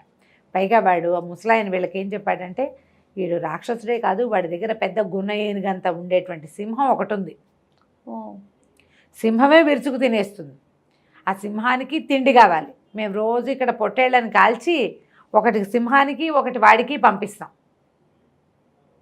దున్నపోతని కాలిస్తే ఇద్దరికీ సరిపోతుంది. అమ్మో, అంత వాళ్ళు మరి అక్కడి పీపాల కొద్దీ ద్రాక్ష సారాయి చేస్తాం, ఆ సారాయి అంతా వాడే తాగుతాడు, కొండకి దిగ ఎక్కడికో వెళ్ళేస్తాడు, అన్నీ తిరిగి ఏమైనా విచిత్రమైన వస్తువులు దొరికితే తెచ్చుకుంటాడు, మధ్యాహ్నం భోజనం చేస్తాడు, కాస్త నిద్ర చేస్తాడు, సాయంకాలానికి సాయంత్రం లేచి కొండ దిగి వ్యాఖ్యాళ్ళకి వస్తాడు, నచ్చిన పళ్ళు తెంపుకుని తింటాడు. ఏదైనా ఆకలి సరదా వేస్తే ఒక మనిషి ఎవరైనా నచ్చితే రుచిగా ఉన్నారని అనిపిస్తే విరుచుకుని తింటాడు కూడా అప్పుడప్పుడు. ఇది వాడి తాలూకు దినచర్య. అలాంటి వాడు తనని సంహరించడానికి ఎవరైనా వస్తారేమోనన్న అనుమానం ఉంటుంది వాడికి. ఈ ప్రతి మలుపులోనూ ఒక్కొక్క వజ్రం లాంటిది పెట్టున్నారు. ఓ చోట నీలంది, ఓ చోట ఎర్రది, ఓ చోట ఆకుపచ్చవి, అట్లా ఉన్నాయి కార్నర్స్లో. వాట్లలోంచి వచ్చే వెలుగే ఈ మెట్ల మీదకి వెలుగట. అలాంటివి విచిత్రమైనవి కాంతులు వెదజల్లే రత్నాలు కూడా ఎక్కడెక్కడి నుంచో సంగ్రహించుకొని తీసుకొచ్చాడు. సరే చచ్చి జడి ఈ మెట్లన్నీ ఎక్కి కొండెక్కారు. పైకి వెళ్ళేసరికల్లా ఇక ఎన్ని రకాల వస్తువులు ఉన్నాయంటే పైన ఎంత బాగుందోట. కొన్ని ఒక సంగీత వృక్షం లాంటిది ఒక చెట్టు, దానంతటదే ఏదో పాట పాడుతోంది, ఒక వీణ దానంతటదే మోగిపోతోంది. ఏమిటో పిట్టలు, పక్షులు, శిల్పాలు, అన్ని వింతలు విచిత్రాలు, జలయంత్రాలు, అన్ని వింతలు విచిత్రాలు. ఎక్కడెక్కడ మంచి మంచి ఉంటే అవన్నీ తెచ్చుకుంటాడనమాట. ఎంత బాగుందో అవన్నీ చూసి అట్లా అట్లా అట్లా అట్లా అవన్నీ చూసి అవన్నీ దాటుకుంటూ సభాభవనం దగ్గరికి వెళ్ళేసరికల్లా పెద్ద అరుపు వినపడింది. ఇంతెత్తున్న సింహం, ఎంతెత్తుందో అది, అంత సింహాన్ని వీళ్ళ జీవితంలో చూడలేదు ఎప్పుడు. అది కాస్త పెద్దగా బొబ్బరించి దూకపోతే ఆ పక్కన నిలబడిన ఒక మహాపురుషుడు ఒక అతను దాన్ని వద్దు ఆగు ఆగు అని ఆపాడు. ఆ సింహాన్ని ఆపిన వాడు వీళ్ళు ఎట్లా ఊహించారు రాక్షసుడు అంటే, మిడిగుడ్లు, బాణబొజ్జ, భీకరాకారము, దుంప జుట్టు వేళ్లాడిపోతూ అలా ఎలాగో ఊహించారు. కానీ వీడు అక్కడ అట్లా లేడు. వీళ్ళ మీద ఇంకో 2 అడుగులు గడుగున్నర ఎత్తున్నాడు, దానికి తగినంత లావున్నాడు, చక్కగా ఆభరణాలు, వీళ్ళు పుర్రెలు కపాలాలు వేసుకుంటున్నాడేమోనని భావించారు. పుర్రెలు లేవు, కపాలాలు లేవు, రత్నహారాలు ధరించున్నాడు. వాడు చూస్తే రాక్షసుడిలాగా లక్షణాలు లేవు అసలు. ఎవరో గంభీరంగా ఉన్నాడు, పెద్ద పెద్ద కళ్ళు, వాటి కళ్ళల్లో ఎర్రజీరలు ఉన్నాయి తప్ప మిడిగుడ్లు, వీళ్ళు కూరలు, కపాలమాలలు ఏమీ లేవు. పక్కపక్క నవ్వాడు వీళ్ళని చూసి. ఎవర్రా మీరు అన్నాడు. వాయిస్ మాత్రం మంచి ఇదిగా ఉంది. ఆ సింహం ఎట్లా బొబ్బరిచిందో ఈయన గొంతు కూడా అలాగే మురుగులాగా ఉంది. ఎవరైనా సరికల్లా మేము మనస్తత్వ శాస్త్రజ్ఞులం అనేసరికల్లా ఎలా చేస్తారు, మీరు చూస్తే రాజకుమారులల్లే ఉన్నారు, రాజకుమారులల్లే ఉన్నారు, అందంగా ఉన్నారు, యువకులు, వయస్సు తక్కువ వాళ్ళుగా కనిపిస్తున్నారు, మీకు మనస్తత్వాలు శాస్త్రాలు ఎలా తెలుసు, ఏం చేస్తారు మీరు అన్నాడు. ఏదైనా చేస్తాం, కాశ్మీర్ రాజకుమార్తెకి నీ మీద మనసు వచ్చేలాగా చేస్తాం అంటే అప్పుడు చెప్పాడనమాట. 4 ఏళ్ల క్రితం తీసుకొచ్చాను, 4 సంవత్సరాల నుంచి బతిమలాడుతూనే ఉన్నా, చచ్చిపోతానని బెదిరించి నా దగ్గర ఉంటుంది కానీ నన్ను వివాహం ఆడనివ్వలేదు. ఓహో, పెళ్ళి కూడా లేదు? పెళ్ళి లేదు, తీసుకొచ్చాడు, పెళ్లి చేసుకుందాం అనుకుంటే ఆవిడ ఒప్పుకోవాలి, చచ్చిపోతానంటూ అది నేను దానికి సరిపోంటా, నేను రాక్షసుండి అంటుంది, నా అందం దానికి చాలేదు, సరే దాన్ని సరి చేస్తారా మీరు అన్నాడు. సరి చేస్తామన్నారు. కాశ్మీర్ రాజకుమార్తెను ప్రవేశపెట్టండి అన్నారు. దేవదత్తుడు జయచంద్రుడు ఇద్దరు సింహగిరి కోటకి వెళ్ళిపోయారు. పైకి ఏం చెప్పారంటే, ఆడవాళ్ళ మనసు మార్చే మంత్రవేత్రం, స్త్రీ మనసు తెలుసుకోగలం, స్త్రీ వశీకరణ విద్యొచ్చు మాకు, ఇలా చెప్పి పైకి వెళ్ళారు. అక్కడ సింహకేతు, వీళ్ళు రాక్షసుడు అంటే వీళ్ళు పెద్దగా ఊహించుకున్నారు. అలా ఏం లేదు, వాడు కొంచెం భారీ కాయుడు, పెద్ద పెద్ద ఎర్రజీరలు ఉన్న కళ్ళు, ఓ పెద్ద సింహం వాడి దగ్గర, మంచి వజ్రాల హారాలు, కొంచెం బాగా కడియాలు గిడియాలు వేసుకుని గ్రాండ్గా ఉన్నాడు. మీరేనా అన్నాడు. మేమే స్త్రీ వశీకరణ అంటే మిమ్మల్ని చూస్తే ఏదో రాజకుమారులలో ఉన్నారు, వ్యాహ్యాలకు వచ్చినట్టు వచ్చారన్నాడు. కాదు, మేము చేస్తాము అంటే ఎలా చేస్తామంటే, అమ్మాయి నువ్వు నచ్చలేదని చెప్తే బాగుండలేదు అంటుంది. ఆ బాగుండని వాడే నాకు నచ్చాడని అనిపిస్తాం మేమంటారు వీళ్ళు. ఓహో. అనేసరికల్లా సింహకేతు అన్నాడు, నేను 4 సంవత్సరాల క్రితమే నేను కాశ్మీర రాజకన్యకని వాళ్ళకి తెచ్చుకున్నాను. అమ్మాయి చాలా అందగత్తే, కానీ నువ్వు రాక్షసుడివి, నేను నిన్ను పెళ్లి చేసుకోను అంటోంది. 4 ఏళ్ళ నుంచి చూస్తున్నా, దగ్గరకు వస్తే చచ్చిపోతానని బెదిరిస్తోంది. వివాహం చేసుకోవాలి, మా రాక్షస జాతి నాతోటే అంతరించిపోతుందని బెంగగా ఉంది. సరే మీరు అమ్మాయిని చూద్దురుగాని అన్నాడు. ఆ మందిరం అంతా ఎన్నెన్ని విచిత్రమైన వస్తువులు ఉన్నాయో, దానంతటా అది పాడే వాయించే వీణ, పాడే చెట్లు, సెలయేర్లు, ఎన్ని రకాలో, అసలు అంత గ్రాండ్గా ఉందన్నమాట. చిత్రలేఖను పిలిపించండి అన్నారు. చిత్రలేఖను పిలిపించమంటే అమ్మాయి వచ్చేసరికల్లా ఒక నిండుగా పూసిన పున్నాగ చెట్టల్లే ఉంది అమ్మాయి. ఎంత అందంగా ఉందో. ఈ రాజకుమారుడు దేవదత్తుడు ఆ అమ్మాయి ఒకళ్ళనొకళ్ళు చూసుకుంటూ, అప్పటిదాకా దేవదత్తుడికి అమ్మాయిలు వెంటపడ్డము అలాంటి లక్షణం లేదు. జయచంద్రుడు చెప్తాడు, ఆ అమ్మాయి కేసు నీకేసి చూస్తుంది, ఈ అమ్మాయి నీకేసి చూస్తుంది అంటే ఇతనికి నచ్చేది కాదు. కానీ ఈ పిల్లని చూడగానే ఆ అమ్మాయి ప్రేమలో పడిపోయాడు అతను. వాళ్ళిద్దరు ఒకళ్ళనొకళ్ళు చూసుకుంటూ నుంచున్నారు. ఎంత బాగున్నాడో వీడు మన్మధుడేమో అని అనిపిస్తోంది. ఈ మన్మధుడు చూసుకునే దర్పణమేమో ఈ అమ్మాయి, అంత మొహం చెక్కిళ్ళు మెరిసిపోతున్నాయి అనుకుంటున్నాడు అబ్బాయి. ఇద్దరు ఒకళ్ళ ప్రేమలో ఒకళ్ళు మునిగిపోయారు. మొహాలు చూసుకుంటారు. జయచంద్రుడి కేసు చూడలేదు అమ్మాయి, ఈ దేవదత్తుడి కేసే చూస్తుంది. ఇంతలో ఆ సింహకేతు పెద్దగా గర్జించాడు. ఏంటి ఆ తన్మయత్వం, ఇద్దరు ఒకళ్ళకేసి ఒకళ్ళు చూసుకుంటున్నారు అనేసరికల్లా మొహాలు పక్కకు పెట్టుకున్నారు. ఒక్క నిమిషం అయిన తర్వాత ఈ దేవదత్తుడు అన్నాడు, నేను ఈ అమ్మాయిని ప్రేమిస్తున్నాను అని ప్రకటించాడు. అనగానే ఈ పిల్ల ఏమో అప్పటిదాకా బాగానే నుంచుంది, పికమొహం వేసుకుని వచ్చి లోపల నుంచి వచ్చిందా, రాక్షసుని చూడగానే మొహం మటమట్లాడిచ్చింది. వీళ్ళెవరో కొత్త వాళ్ళని అనుమానంగా పెట్టింది మొహం. ఆ తర్వాత ఇతను చూడగానే ప్రేమగా చూడడం మొదలుపెట్టింది. ఇప్పుడు అవును నేను కూడా ఈయన ప్రేమిస్తాను, పెళ్ళింటి చేసుకుంటూ ఈయనే చేసుకుంటానని అంత పెద్ద గట్టిగా చెప్పేసరికి జయచంద్రుడు నిర్ఘాతపోయాడు. ఏం జరుగుతోంది ఇక్కడ? అంతే సింహకేతు పెద్దగా అరిచాడు, అవురవురా, నా ప్రేయసిని నేను పెళ్లి చేసుకుందాం అనుకున్న అమ్మాయిని నువ్వు ప్రేమించడం ఏమిటి, నీ సంగతి చెప్తానని ఒక్క దూకాడు ఈ దేవదత్తుడి మీదకి. దేవదత్తుడి దగ్గర ఒక బ్రహ్మాండమైన కత్తి ఉంది, కాలకీల విక్రమార్కుడి కత్తి. ఆ కత్తి ఎవరినైనా యుద్ధం చేయబోతుంది అనగానే అది వేడెక్కిపోవడం మొదలు పెడుతుంది. దాని రకం అనమాట, రక్తం తగిలేసరికి మెరిసిపోతూ ఉంటుంది. అక్కడి నుంచి ఆ కత్తి తీసి మీదకి పడ్డాడు. ఇద్దరు కలిసి చెడామడా యుద్ధం చేశారు. ఇతను ఏం చేశాడంటే ఆ కాలకీలతో చేయి నరికేశాడు సింహకేతువు. ఈ లోపల సింహం ఒక దూకబోయింది దేవదత్తుడి మీదకి. జయచంద్రుడు సింహాన్ని అడ్డుకున్నాడు. ఇద్దరు ఉన్నారు కదా, అక్కడి నుంచి ఇద్దరు ఫైటింగ్ బాహుబాహవి. అతను సింహంతో ఇతను రాక్షసుడితోటి యుద్ధం చేయటం మొదలుపెట్టారు. ఎప్పుడైతే ఈ సింహకేతువు చేయి తెగిపోయిందో ఇతను రెండో చేయి కూడా తెగ్గొట్టడానికి ప్రయత్నం చేస్తూ గట్టిగా కేకలు పెట్టాడు. చిత్రలేఖ, నువ్వు ఇక్కడ నుంచోవద్దు, పరిగెత్తుకుంటూ పైకెళ్ళు, ఉద్యానవనంలో పంచవన్నెల రామచిలక పంజరంలో ఉంటుంది, బంగారు పంజరం ఎక్కడుందో పట్టుకురా, మాట్లాడే చిలకని పట్టుకురమంటే ఆ పిల్ల పరిగెత్తింది. అమ్మాయి వెళ్ళిపోయింది. వీళ్ళు చెడామడా యుద్ధం చేస్తున్నారు. ఈ సింహము అతని మీదకు దూకుతుంటే వాడు తప్పించుకుంటున్నాడు అనమాట. సింహాన్ని చంపగలిగేంత జయచంద్రుడికి లేదు. పైగా అవి రాక్షసులు అంటే మామూలు మానవులు చేయగలిగే యుద్ధం కాదు. ఇతని దగ్గరైనా దేవదత్తుడి దగ్గర ఆ కత్తి ఉంది కదా, ఆ కత్తి స్పెషల్ కత్తి అవ్వటం వల్ల అది పనిచేస్తుంది అనమాట. ఇతని కాళ్ళు చేతులు నరికేశాడు. అతను పెద్ద గద తీసుకొచ్చి విసరబోయాడు. రెండో చేయి కూడా నరకబడింది. కాళ్ళతోటి పట్టేసుకున్నాడు. వాడు 7.5 అడుగులు ఉన్నాడు, వీళ్ళంతా ఇద్దరు 6 అడుగుల వాళ్ళే. కాళ్ళతో పట్టుకుంటే ఆ కత్తి పెట్టి కాళ్ళు కూడా నరికేశాడు. ఇంకా రక్తం తగిలిన కొద్దీ రాక్షస రక్తం, అది అసలు ఎట్లా అంటే పడగ విప్పిన పాములుగా ఆడిపోతుందట కత్తి. బాగా రాస్తారు కత్తి గురించి. అది మెరిసిపోతుంది, దాంట్లోంచి మంటలు వస్తున్నట్టుగా ఉన్నాయన్నమాట. సరే, ఇది 4 కాళ్ళు చేతులు నరికేసి పడిపోగానే ఇతను వెళ్ళి ఆ సింహాన్ని ఎదుర్కొంటున్న జయచంద్రుడి పక్కన నిలబడ్డాడు. ఆల్రెడీ కాళ్ళు చేతులు నరకడం వచ్చేసింది, ప్రాక్టీస్ అయిందిగా. సింహం కాళ్ళు కూడా నరికేశాడు. చివరికి సింహాన్ని సంహరించాడు. పెద్ద మోత. ఎప్పుడైతే ఈ రాక్షసులు పడిపోతున్నాడో ఈ దాసదాసి జనం ఎంతమందో ఉన్నారు కదా దగ్గర, అందరూ పరిగెత్తారు. తను పడిపోతుంటే సహాయానికి కేకలు పెట్టాడు వాళ్ళని రమ్మని. వాళ్ళు ఎందుకు వస్తారు? వాళ్ళంతా మనుషులు కదా, బలవంతంగా ఇక్కడ పనిచేస్తున్నారు. భయంతో కిందకి పరిగెత్తుకెళ్ళి ఊళ్ళోకి వెళ్ళిపోయారు వాళ్ళంతా. ఆ కొండ మించి దిగేసి యుద్ధం జరుగుతోంది. వచ్చిన రాజకుమారులు ఎవరో ఇద్దరు వచ్చారు కదా, వాళ్ళు యుద్ధం చేస్తున్నారు. మనస్తత్వ శాస్త్ర నిపుణులు అని చెప్పారు, సైకాలజిస్టులు అని చెప్పారు, కానీ ఫైటింగ్ జరుగుతోంది. అక్కడి నుంచి ఏమైంది, ఇలా పరిగెత్తుకుంటూ వెళ్ళిన ఆ అమ్మాయి ఆ పంజరం పుచ్చుకుని తీసుకొచ్చింది. అదొక పెద్ద చిలక. అది ఎట్లా ఉందంటే ఇంద్రధనుసులోంచి ఒక ముక్కని విరిచి చిలకని చేసినట్టుగా ఉంది. రంగురంగుల తోక దానికి. అక్కడి నుంచి జయము జయము దేవదత్తునికి అన్నది. అనగానే ఆశ్చర్యపోయారు. చిలక అంత స్పష్టంగా మాట్లాడడం తెలీదు. అయితే ఎప్పుడైతే వీడు పడిపోయాడో, పడిపోగానే రాక్షస జాతి అంతరించింది చిత్రలేఖ అని అరిచాడు. కాదు, అంతరించలేదని చెప్పింది చిలక.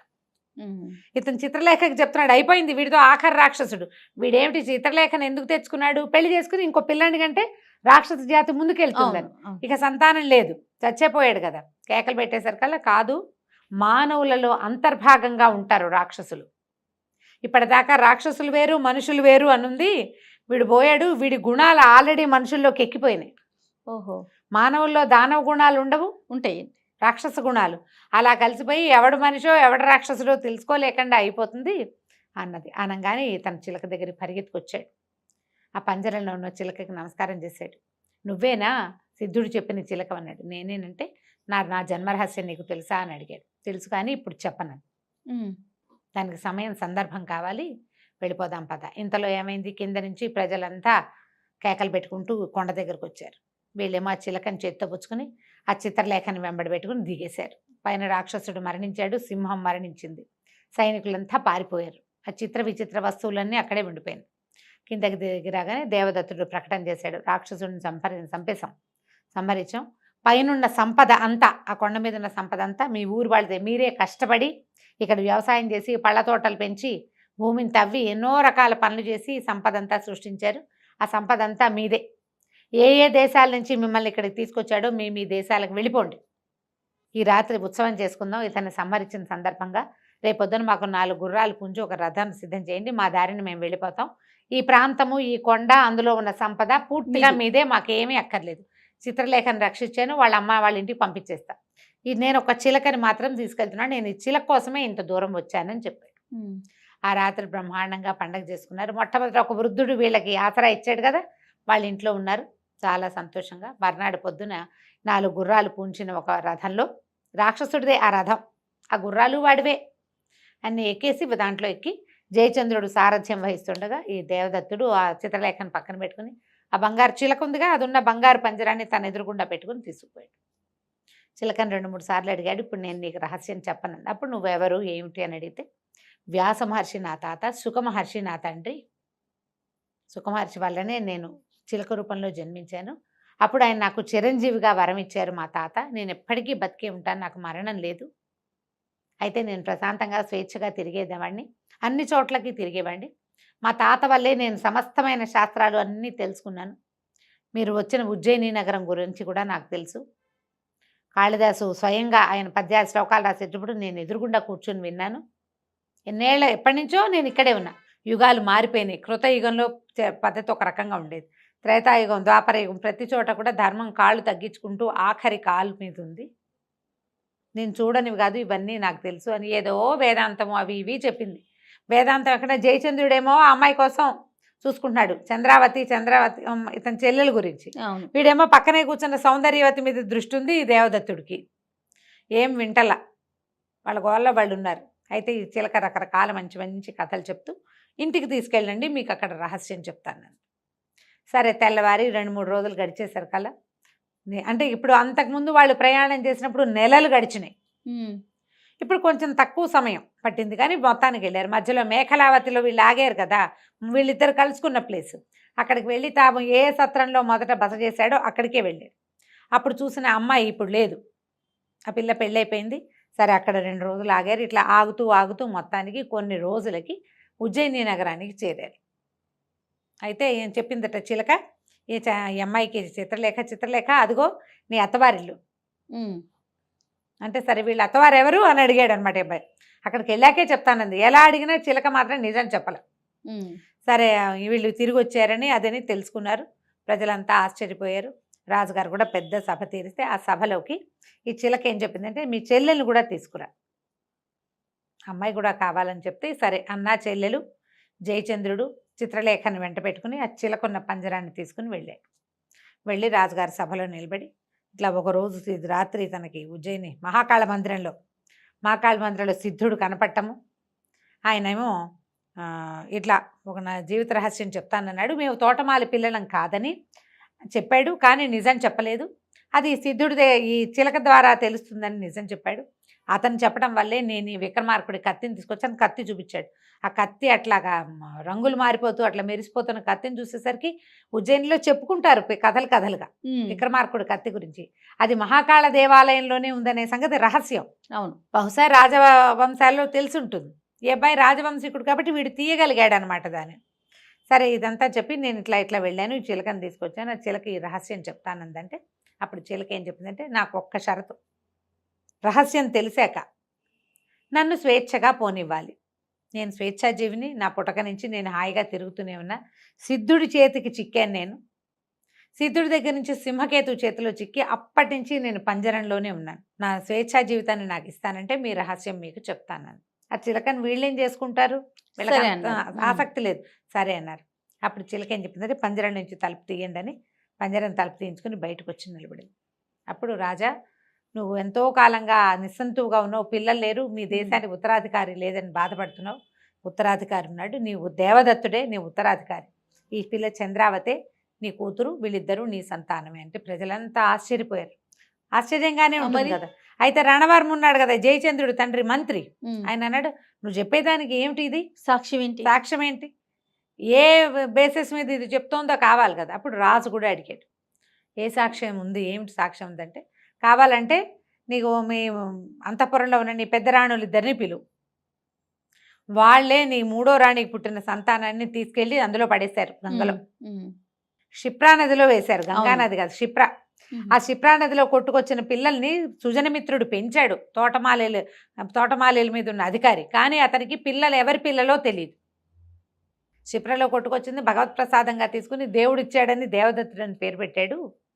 కావాలంటే నీ పెద్ద రాణుల్ని పిలువు, ఎంతో కాలంగా ఈ పని చేసినందుకు బాధపడుతూ మానసికంగా ఎంతో హింసను అనుభవిస్తున్నారు, వాళ్ళకి సంతానము కలిగింది లేదు, నీ రాజ్యానికి ఉత్తరాధికారిని లేకుండా చేశామన్న దిగులతోటి వాళ్ళకి అనారోగ్యాలు పాలైపోయారు, పిలవమన్నాడు. వాళ్ళిద్దరూ వచ్చారు, ఏడుస్తూ నిజం ఒప్పుకున్నారు. ఓహో చిలకంది ఎవరైనా ఇలా నమ్ముతారా రాజా, ముందు వెనక ఆలోచించకుండా కుక్క పిల్లలు పుట్టడం ఏమిటి మనిషికి అన్న చిన్న ఆలోచన లేకుండా వెర్రివాడివయ్యి నువ్వు పిల్లల్ని పోగొట్టుకున్నావు. నీలాంటి వెర్రివాడికి ఇంత ప్రతాపశాలి అయిన కుమారుడు, అంత బుద్ధిమంతురాలైన కూతురు పుట్టడమే ఆశ్చర్యము.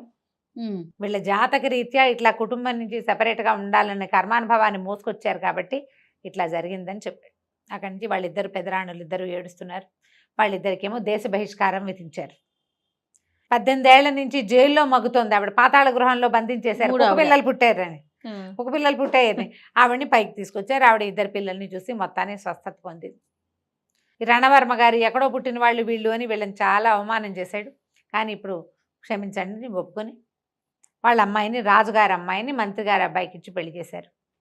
ఇతనేమో చిత్రలేఖకి ఏం చెప్పాడంటే నువ్వు పెళ్లి చేసుకుందాం, నాతో ఉండు, మనం ఇక్కడ సెటిల్ అయిపోయాక మీ ఊరు పంపిస్తాను, మీ అమ్మా నాన్న దగ్గరికి వెళ్దాం. వాళ్ళు కూడా పాపం దుఃఖంలో 4 ఏళ్ల నుంచి. అవును సరే ఇక్కడ ఉండగానే వాళ్ళకి కబురు చేసి మీ అమ్మాయి క్షేమంగా ఉంది, మా అబ్బాయి వెళ్ళి తీసుకొచ్చాడు, ఇక్కడికి రండి పెళ్లి చేద్దామని వీళ్ళే వాళ్ళకి ఉత్తరాలు రాసి కాశ్మీర దేశపు రాజుగారిని రాణిగారిని కూడా పిలిపించారు. 2 వివాహాలు ఏకకాలంలో చేశారు. ఒకేసారి పెళ్లి చేసుకుని ఇతను ఈ రాజ్యానికి, ఉజ్జయిని మహానగరానికి, కాశ్మీర రాజ్యానికి కూడా రాజు అయ్యాడు దేవదత్తుడు. జయచంద్రుడు మంత్రిగా 2 రాజ్యాల్లోనూ తన ప్రతిభ చూపిస్తూ ఎంతో కాలం ముందుకెళ్ళారు. కథ కంచికి మనం ఇంటికి. సూపర్. నమస్తే. నమస్తే.